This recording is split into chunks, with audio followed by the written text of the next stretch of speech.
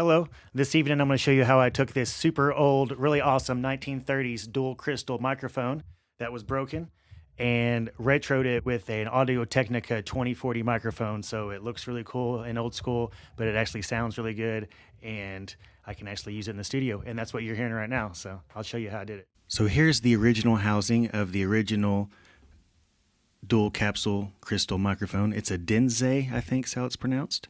So you can see here, a dual crystal microphone made in Japan.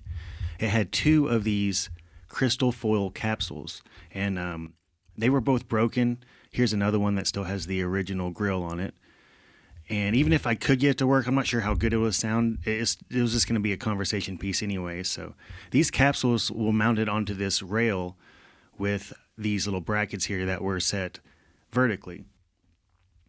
And there were two of them on top of each other.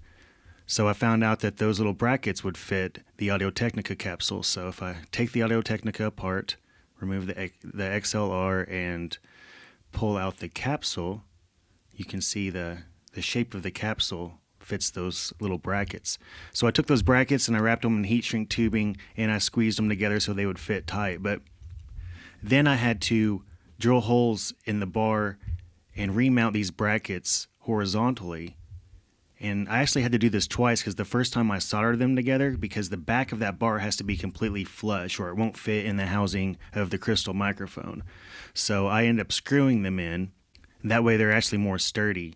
Then I end up having to take a cutoff wheel and cut the ends of the screws off and then file them down perfectly flat so that they would fit flush to the back of the crystal microphone.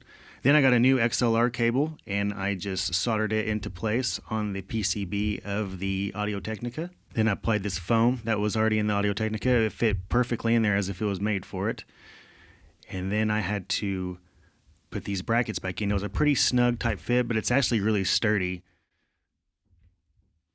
It's almost as if, if this microphone was designed with this capsule, I feel like it would have been designed a similar way to how I put it back together. It actually fit really nicely. And here's how it looks with the new bracket and the new capsule inside.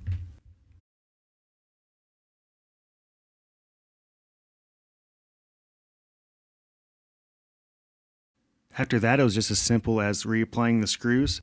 I did as little as possible to the housing of the original crystal microphone. It actually fit really nice in there. And I would just reinstall the grill of the crystal microphone.